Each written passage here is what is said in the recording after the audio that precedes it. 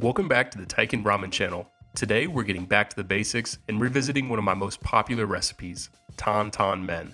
I published my last Tantanmen video a little over a year ago, and in that video I created 3 different recipes that highlighted different flavor profiles.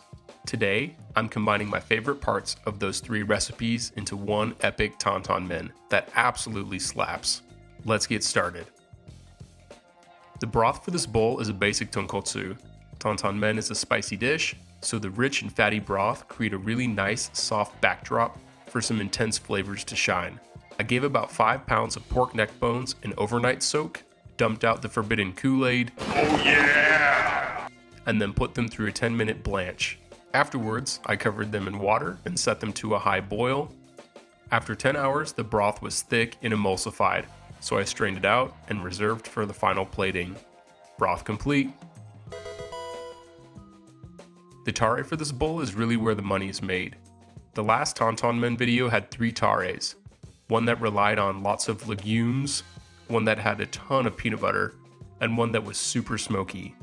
I enjoyed the smoke and the peanut butter flavors together, so I really leaned into those for this tare. The only prep you really have to do for this tare is drop a bulb of garlic in your rice cooker and leave it on the keep warm function for about 3 days. After that, you have beautiful, roasty, toasty black garlic. So here's a flavor breakdown with all the ingredients.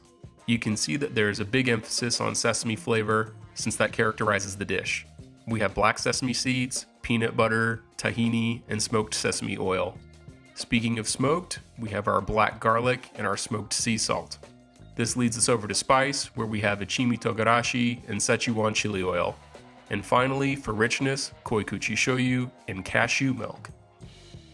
Everything goes into a food processor, and then you blend until homogeneous. If you want to give it a flavor check, taste about 1/4 teaspoon, and if it doesn't make your tongue curl up in response, hit it with about another tablespoon of shoyu or 1/4 teaspoon of the smoked salt. Tare complete. Onto the noodles. We have enough fanciness going on with the tare, so with the noodles, I just want to be high hydration and not take on a bunch of flavor of the soup. I'm going to adjunct in a little dark rye flour just to give them some body yaddy yaddy, but I still want them nice and thin so that they get tangled in with the ground pork topping that I have planned. I put them through 3 laminations for medium firmness and then aged them at 68 degrees Fahrenheit for 2 days. Noodles complete. The protein is ground pork, which is a staple of classic Tantanmen. I brown up a couple pounds of pork on the stovetop, and then when it's about halfway done, I add in brown sugar, shoyu, ginger and garlic paste, ichimi togarashi, and more Szechuan chili crisp. This pork has got to bring heat and sweet, so don't hold back. I don't drain off the fat because it accentuates the bowl as kind of a bonus aroma oil, and there you go, protein complete. The toppings really matter when you're taking a basic bowl and trying to elevate it to something fancy. For aroma oil, I'm using a Szechuan chili oil, and I think that's the least negotiable topping as the dish originates from Szechuan, China, so this is really not the place to twist up the dish. As far as greenery goes, you'll quite often see baby bok choy in Tantanmen, but I think it's a little clunky and I want something that looks really sleek and elegant. I'm going to sharpen up a knife and make some very thin lengthwise cuts to some fresh scallions, and then soak them in ice water. That's going to make them curl up into a satisfying little ball of onion, and the water will also tone down the pungency of the scallions. Finally, I made some classic soft-boiled eggs, marinated in double fermented shoyu, mirin, and water. Toppings complete. When plating this bowl, I started with 50 milliliters of tare, 500 milliliters of broth, the noodles boiled for 1 minute, and then a heaping spoonful of our ground pork.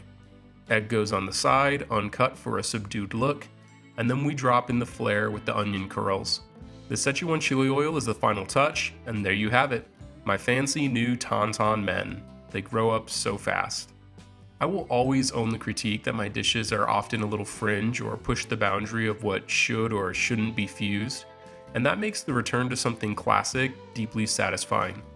Having a classic broth, classic noodles, and classic toppings meant that the tare could sing at full volume and show off the rich, toasty, spicy sesame flavors that made the dish famous to begin with.